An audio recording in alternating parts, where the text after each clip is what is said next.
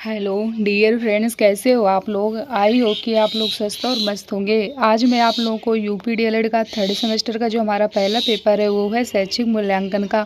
तो उसके सिलेबस को आगे बढ़ाते हुए टॉपिक का डिस्कशन करूंगी। तो मैंने इसमें आपको 9 चैप्टर बिल्कुल कंप्लीट करा दिया है। तो आज से हम लोग का 10वां चैप्टर स्टार्ट होगा और बस एक चैप्टर और है जो कि 11वां चैप्टर है। इसको भी हम बहुत जल्दी आपको कंप्लीट करवा देंगे। और अगर अभी तक आप लोगों ने सेकंड पेपर जो समावेशी शिक्षा का उसको ना कंप्लीट किया हो तो उसकी प्लेलिस्ट बनी हुई है, उसका सिलेबस मैंने आपको पूरा कंप्लीट करा दिया है। तो उसकी प्लेलिस्ट बनी हुई है, तो वहाँ से आप लोग क्लास अटेम्प्ट करके जो चीज़ आपको ना समझ में आ रही हो तो उसको आप लोग क्या कर सकते हो, डीप में पढ़ सकते हो। तो चलिए हम लोग अपने सिलेबस को आगे बढ़ाते हुए टॉपिक का डिस्कशन करते हैं। मैं आपसे बार बार कह रही हूँ कि क्लास को आप लोग बिल्कुल क्रम से लीजिए, तभी आप लोग चीज़ों को कनेक्ट कर पाओगे। और अगर आप लोग इसको डीप में नहीं पढ़ोगे तो आप लोगों को चीज़ें समझ में नहीं आएंगी, क्योंकि जो सिलेबस है वो भी आप लोगों के लिए क्या है, बिल्कुल नया है। इसलिए आपको क्या करना पड़ेगा, डीप में तो पढ़ना ही पड़ेगा। तो चलिए हम लोग समझते हैं जो हमारा चैप्टर है 10वां। सबसे पहले उसके नाम के बारे में समझते हैं कि जो हमारा 10वां चैप्टर उसका नाम क्या है। चैप्टर का नाम है क्रियात्मक शोध या अनुसंधान। अब ये क्या होते हैं इनके बारे में हम लोग समझते हैं। क्रियात्मक शोध या अनुसंधान के बारे में। तो शोध या अनुसंधान का अर्थ सबसे पहले समझते हैं कि जो शोध या अनुसंधान होता है इसका अर्थ क्या होता है, इसके अर्थ के बारे में समझते हैं। तो बार बार खोज करना, शोध अनुसंधान, समस्याओं के समाधान खोजने की एक क्या है, एक वैज्ञानिक एवं सुनियोजित विधि है। क्या कहा जा रहा है, सबसे पहले इसके अर्थ के बारे में समझते हैं। तो जो शोध या अनुसंधान होता है इसका अर्थ होता है बार बार खोज करना या खोज करना। क्या होता है, इसका अर्थ होता है खोज करना या फिर क्या होता है, बार बार खोज करना। किसका अर्थ होता है, शोध या अनुसंधान का अर्थ होता है। अब चलिए आगे समझते हैं कि अब क्या कहा जा रहा है। फिर कहा जा रहा है कि शोध अनुसंधान समस्याओं के समाधान खोजने की क्या है, एक वैज्ञानिक एवं सुनियोजित विधि है। कैसी है, सुनियोजित विधि है, वैज्ञानिक और कैसी, सुनियोजित विधि है। इसका उद्देश्य मौलिक समस्याओं का अध्ययन करके नए तथ्यों की खोज, नए सत्य की स्थापना तथा नए सिद्धांतों का आविष्कार करना है। क्या कहा जा रहा है कि जो इसका उद्देश्य होता है वो कैसा होता है, इसका उद्देश्य मौलिक समस्याओं का अध्ययन करके नए तथ्यों की खोज, नए सत्य की स्थापना तथा नए सिद्धांतों का क्या है, आविष्कार करना है। ये आपको याद रखना पड़ेगा। सबसे पहले इसके मतलब समझेंगे कि होता क्या है। तो इसका अर्थ होता है बार बार खोज करना। ठीक, फिर कहा गया है कि शोध या अनुसंधान समस्याओं के समाधान खोजने की एक क्या है, एक वैज्ञानिक एवं सुनियोजित विधि है।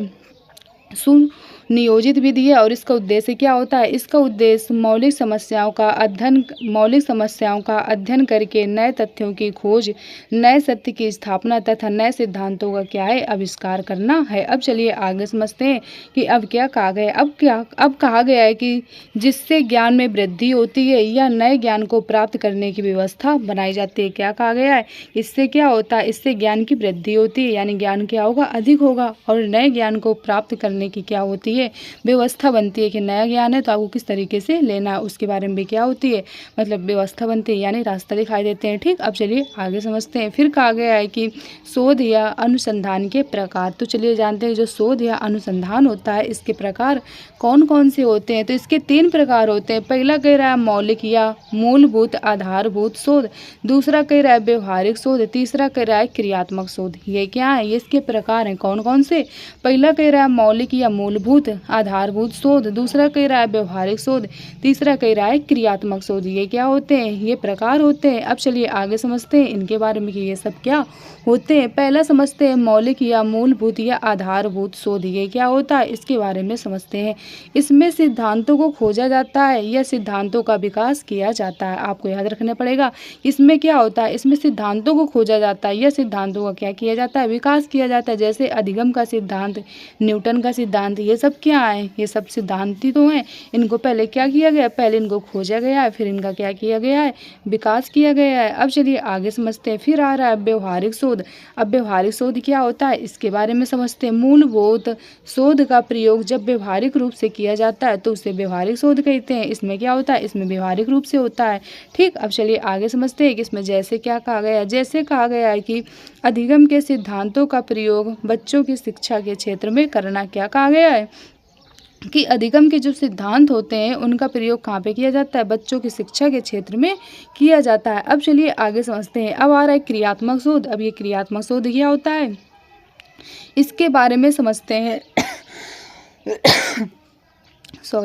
क्रियात्मक शोध क्या होता है, इसके बारे में समझते हैं। तो इसमें शैक्षिक समस्याओं का वैज्ञानिक ढंग से अध्ययन करके उनके कार्य पद्धति में सुधार लाना है। क्या कहा गया है, इसमें शैक्षिक समस्याओं का वैज्ञानिक ढंग से अध्ययन करके उनके कार्य पद्धति में क्या है, सुधार लाना है। इसे समस्या हमारी और हल भी हमारा कहा जाता है। इसमें क्या होता है, अगर समस्या हमारी है तो उसका जो सलूशन होगा वो भी क्या होगा, हमें ही निकालना पड़ेगा। ठीक, कहा गया जैसे स्कूल की कार्य प्रणाली में सुधार लाना, सामाजिक समस्याओं का क्या करना, समाधान ढूंढना। अब चलिए आगे समझते हैं। अब आ रहा है क्रियात्मक शोध। क्रियात्मक शोध क्या होता है, इसके बारे में समझते हैं। तो ज्ञान की वृद्धि एवं प्राप्ति के लिए विशेषज्ञों द्वारा जो खोजने या कार्य के लिए किए जाते हैं वे शोध कहलाते हैं। क्या कहा गया है कि ज्ञान की वृद्धि एवं प्राप्ति के लिए विशेषज्ञों द्वारा जो खोजने का कार्य किए जाते हैं वही क्या कहलाते हैं, हमारे वही शोध कहलाते हैं। चलिए जानते हैं जो क्रियात्मक शोध होता है ये क्या होता है, इसके बारे में समझते हैं। तो क्रियात्मक शोध वह प्रक्रिया है जिसमें शोध करने वाला अपने कार्य क्षेत्र से जुड़ी विभिन्न समस्याओं का वैज्ञानिक ढंग से क्या करते हैं, अध्ययन करते हैं तथा प्राप्त निष्कर्षों के आधार पर कार्य पद्धति में सुधार लाते हैं तथा गलतियों को क्या करते हैं, दूर करते हैं। ठीक,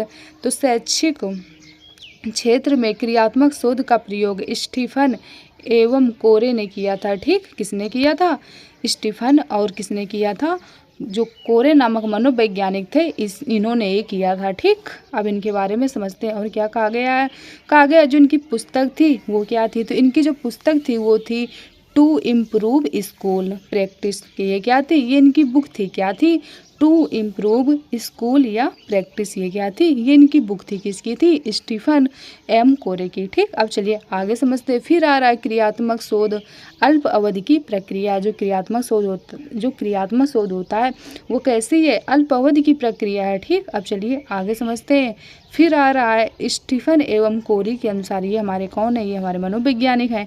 अब इन्होंने क्या कहा है, इनके बारे में समझते हैं। ये कह रहे हैं कि क्रियात्मक अनुसंधान एक ऐसा अनुसंधान है जिसके द्वारा व्यवहारिक कार्यकर्ता वैज्ञानिक ढंग से अपनी समस्याओं का अध्ययन अपने निर्णय व क्रियाओं में निर्देशन और सुधार मूल्यांकन में करते हैं। ये क्या करें, ये करेंगे जो क्रियात्मक अनुसंधान होता है वो कैसा अनुसंधान है, वो मतलब कहा गया है कि ऐसा अनुसंधान होता है जिसके द्वारा क्या होता है, व्यवहारिक कार्यकर्ता क्या करते हैं, वैज्ञानिक ढंग से अपनी समस्याओं को क्या करते हैं, अध्ययन करते हैं। मान लीजिए किसी को कोई प्रॉब्लम है तो वो क्या करते हैं, उसको वैज्ञानिक ढंग से क्या करते हैं, अपनी समस्याओं का अध्ययन करते हैं, अपने निर्णय व क्रियाओं में निर्देशन सुधार और मूल्यांकन करते हैं।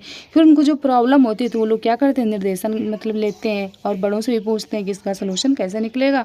तो अपनी प्रॉब्लम को पहले क्या करते हैं, वो ढूंढते हैं कि हमारी प्रॉब्लम क्या है, फिर उसके क्या करते हैं, उसकी समस्या को भी अगर उनको आता है तो ठीक है, नहीं आता तो फिर पूछ के क्या करते हैं, अपनी प्रॉब्लम का सलूशन भी निकालते हैं। ठीक, अब चलिए आगे समझते हैं। फिर आ रहा है क्रियात्मक शोध की आवश्यकता। ये जो क्रियात्मक शोध होता है इसकी आवश्यकता के बारे में समझते हैं कि इस जो क्रियात्मक शोध होता है इसकी आवश्यकता क्या होती है, इसकी आवश्यकता के बारे में समझते हैं। पहला कह रहा है कम समय में अपनी सभी समस्याओं का सरल और सही समाधान खोज सकें। क्या कहा गया कि समय भी कम लगे और जो उनकी प्रॉब्लम हो तो उनको क्या कर सकें, सरल तरीके से और सही तरीके से क्या कर सके, उसका सलूशन निकाल सके। दूसरा कह रहा है प्रत्येक व्यक्ति अपने क्षेत्र में इसका प्रयोग कर सके। कोई भी व्यक्ति हो, किसी को भी प्रॉब्लम है तो क्या कर सके, हर जगह ये नियम हो कि अपनी प्रॉब्लम को क्या कर सके, ढूंढ सके और उसका सरल भाषा में क्या कर सके, सलूशन भी निकाल सके। अगला पॉइंट कह रहा है कि डीएलएड के लिए क्रियात्मक शोध की अवधि 1 महीना है। डीएलएड की जो होती है तो उसमें क्या कहा गया है,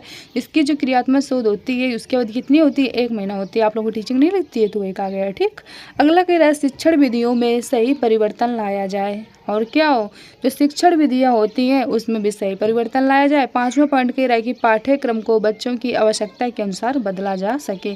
जैसा पाठ्यक्रम हो तो मतलब बच्चों के अनुसार क्या करना है, उसको बदलते भी रहना है। जैसे कक्षा 4 के अध्यापक ने देखा कि आधे बच्चे स्कूल देर से आते हैं और कुछ बच्चे बीच में ही घर से भाग जाते हैं। इस समस्या का कुछ समाधान निकालते क्रियात्मक शोध है। ठीक, मतलब होता है कि कुछ बच्चे होते हैं जो स्कूल आएंगे तो कुछ हो तो क्या आधे रास्ते से ही भाग जाए, छोटे बच्चों में आप लोगों ने देखा होगा। तो इसको एक कहा गया कि इसका भी क्या करें, कुछ मतलब समाधान निकालने, यही हमारा क्या होता है, यही क्रियात्मक शोध है। अब चलिए क्रियात्मक शोध के उद्देश्य के बारे में समझते हैं। जो क्रियात्मक शोध होता है इसके उद्देश्य क्या है, तो मुख्य उद्देश्य हैं मतलब चलिए जानते हैं कौन से दो इसके उद्देश्य हैं। पहला कह रहा है व्यक्तियों के व्यवहार में परिवर्तन लाना जिससे कोई संस्था या संगठन अच्छे से कार्य कर सके। ठीक, जब व्यवहार अच्छा होगा तभी तो कोई भी संस्था होगी तो उसका कार्य क्या होगा, अच्छे से चलेगा। दूसरा कह रहा है परिवर्तनों के विरोध की शक्ति कम कर लेना, ये भी रखना है। ठीक, अब चलिए आगे समझते हैं। अब कह रहा है शिक्षा में क्रियात्मक शोध का महत्व। अब इसके महत्व के बारे में समझते हैं कि इसका महत्व क्या होता है। पहला कह रहा है स्कूल की कार्य प्रणाली में आवश्यक सुधार करना। दूसरा कह रहा है स्कूल में फैली रूढ़िवादिता के वातावरण को समाप्त करना। तीसरा कह रहा है देश की प्रगति में सहायक। चौथा कह रहा है स्कूलों की समस्याओं का समाधान। और जो पांचवा है वो कह रहा है शिक्षकों में आपसी सहयोग बढ़ाने एवं मिलजुल के कार्य करने की क्षमता विकसित करने में सहायक होती है। ठीक, ये होते हैं। अब क्रियात्मक शोध के लाभ क्या होते हैं, इनके लाभ के बारे में समझते हैं। पहला कह रहा है स्थानीय तत्कालिक समस्याओं पर तुरंत अध्ययन। दूसरा कह रहा है घटना स्थल पर भी अध्ययन। तीसरा कह रहा है समस्या के नीति निर्माण में सहायता। चौथा कह रहा है समस्या का तुरंत समाधान हो। ठीक, अब चलिए आगे समझते हैं। अब आ रहा है क्रियात्मक शोध की उपयोगिता। अब इसकी उपयोगिता के बारे में समझते हैं। पहला कह रहा है बहुमुखी प्रतिभा को निखारने के लिए उपयोगी। दूसरा कह रहा है लगातार नई परिस्थितियों में बच्चों के समायोजन की समस्याओं के अध्ययन में तथा समाधान खोजने में उपयोगी। ठीक, अब चलिए आगे समझते हैं क्रियात्मक शोध का क्षेत्र। अब ये क्या होता है इसके बारे में हम लोग यहाँ से कल की क्लास में डिस्कशन करेंगे। तो आई होप आप लोगों को यहाँ तक की चीज़ समझ में आई होगी और आपने क्या किया होगा, चीज़ों को समझा भी होगा। तो आज की क्लास को हम लोग यहीं तक रखते हैं। आप लोग ज़्यादा से ज़्यादा वीडियो दोस्तों तक शेयर करिएगा जिससे क्या हो उनकी भी हेल्प हो सके। चैनल को लाइक और सब्सक्राइब करिएगा जिससे आने वाली नोटिफिकेशन आप लोगों को टाइम टू टाइम मिलती रहे। और आप लोग कमेंट करके बताया करिए कि आप लोगों को क्लास कैसी लगी है और जो भी चीज़ ना समझ आए तो आप लोग कमेंट करके पूछ भी लिया करिए। ओके, तो चलिए आज क्लास को हम लोग यहीं तक रखते हैं। और अगर अभी तक आप लोग टेलीग्राम चैनल से ऐड हुए हो तो उससे भी हो जाइए। उसकी जो लिंक है नीचे डिस्क्रिप्शन बॉक्स में पड़ी है, तो वहाँ पर भी आप लोगों को time to time notification PDF कुछ सब कुछ मिलता है। तो चलिए आज क्लास को हम लोग यहीं तक रखते हैं। Okay, thank you.